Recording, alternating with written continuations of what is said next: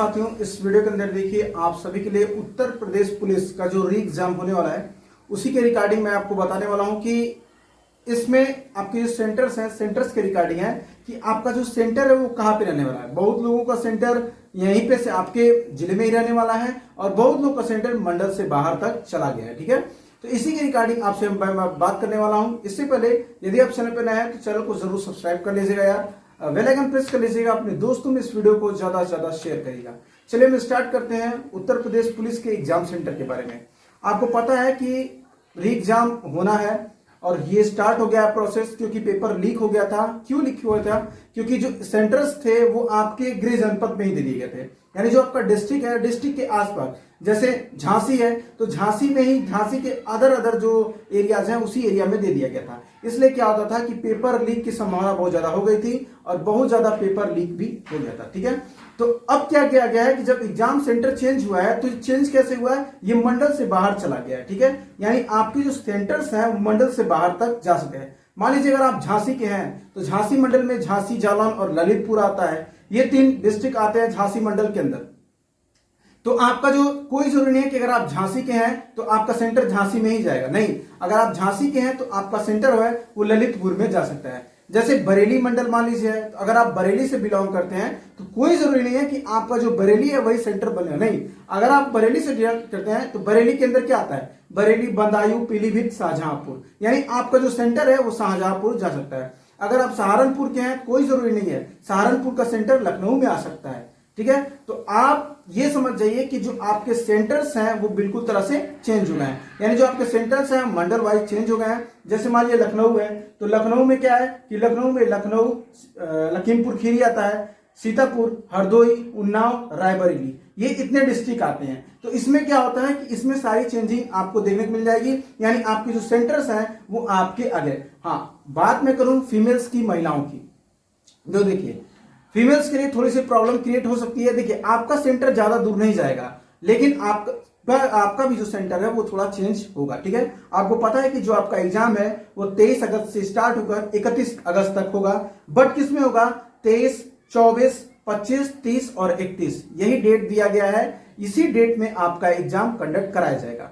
और जानते हैं आपकी भारी संख्या में भीड़ होगी, उसमें क्या है कि आप देखिए एक सेंटर से दूसरे सेंटर जाने के लिए आपको कम से कम आप अपने एडमिट कार्ड को 5 या 6 एडमिट कार्ड प्रिंट कराइएगा। इसलिए क्योंकि आपको पता है कि बस की सुविधा है, तो अगर आपका सेंटर लखनऊ पड़ा हुआ है तो अगर आपको डायरेक्ट लखनऊ की बस मिल जाती है तो आप लखनऊ की बस में चढ़िए और अपने एडमिट कार्ड को दे दीजिए, और आपको पता है कि फ्री सेवा है तो आप अच्छे से एग्जाम देने जाएंगे, आपका कोई पैसा नहीं लगेगा।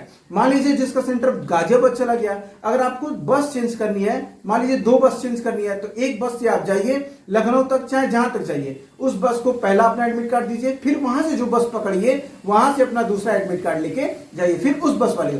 तो कम से कम आप अपने पास 3-4 एडमिट कार्ड ले लीजिएगा, अपने सेंटर के हिसाब से निकलवा के रख लीजिएगा। और अगर आपको फ्री सुविधा लेनी है तो बिल्कुल आप एडमिट कार्ड देकर बस कंडक्टर को, चाहे जिसको भी, आप अच्छे से यात्रा कर पाइएगा। ठीक है, वायलेंस नहीं करिएगा, आराम से एग्जाम देने जाइएगा। आपको पता है कि बहुत सारी प्रॉब्लम्स हुई थी और गवर्नमेंट बहुत ही सख्त है, बहुत ही कठोर कदम उठाए जा सकते हैं अगर आप किसी तरह के गलत कदम में आगे बढ़ते हैं। ठीक है, आगे देखिए, उसके बाद जो है सेंटर्स पे आपको पता है कि सेंटर में आपकी सारी चीजें की, सब चीज की व्यवस्था है, वहां पे एम्बुलेंस में सबकी व्यवस्था है, प्रॉब्लम सिक्योरिटी है, क्योंकि पता है कि सेंटर्स बहुत कम जगह बनाए गए हैं और भीड़ भी बहुत ज्यादा होने वाली है। और आप जान रहे हैं कि सावन का समय चल रहा है तो जाहिर सी बात है भीड़ बहुत ज्यादा होगी। ठीक है, तो आप बिल्कुल भी आराम से जाइएगा, और जो अपने गार्जियन के साथ जा सकते हैं वो अपने गार्जियन के साथ, जो अपनी सुविधा से जा सकते हैं वो अपनी सुविधा से जाइएगा और बहुत अच्छे से एग्जाम को देकर आइएगा। लास्ट में मैं बात करूंगा आपसे कि देखिए आप इसको पेपर देने के बाद अगर आप टाइपिंग करते हैं, टाइपिंग जरूर सीख लीजिएगा, यानी अगर आपको टाइपिंग आती है। दूसरा चीज आप स्विमिंग सीख लीजिएगा। ठीक है, यानी आपको टाइपिंग अगर आती है, और तीसरी चीज ड्राइविंग सीख लीजिएगा। देखिए पुलिस में क्या होता है कि अगर आप अच्छे टाइपिस्ट हैं तो आपकी ड्यूटी, अगर आप गश्त मान लीजिए कर रहा है तो गश्तिंग से हटाकर आपकी जो ड्यूटी है वो क्लर्क में लगा दी जाती है, यानी बाबू के पद पे आपको ऑफिस में काम करना रहेगा। कोई झंझट नहीं रहता है, आपको कहीं भी 100 नंबर लेके गस्तिंग नहीं करना पड़ेगा। दूसरी चीज देखिए, दूसरी चीज मैं बता रहा हूं आपको कि आप स्विमिंग सीख लेंगे तो वो भी बहुत अच्छा है आपके लिए। मान लीजिए कोई क्रिमिनल है, उसको पकड़ना है, तो फिर क्या होता है ना कि आप जैसे रिवर है, नदी में वो भाग गया तो आपको पकड़ना होता है, तो क्या होंगे आप स्विमिंग से, यानी वो भाग ना पाए तो स्विमिंग, यानी ये चीज मांगी जाती है, तो मैं बता रहा हूं। ठीक है। तीसरी चीज ड्राइविंग है। ड्राइविंग मोस्ट इंपॉर्टेंट है। अगर आपको ड्राइविंग आती है तो आपको पता है, अगर आपको ड्राइविंग आती है तो आप सीओ के ऑफिस में, डीएसपी के ऑफिस में, एसएसपी के ऑफिस में आप एज ए ड्राइवर हो जाएंगे।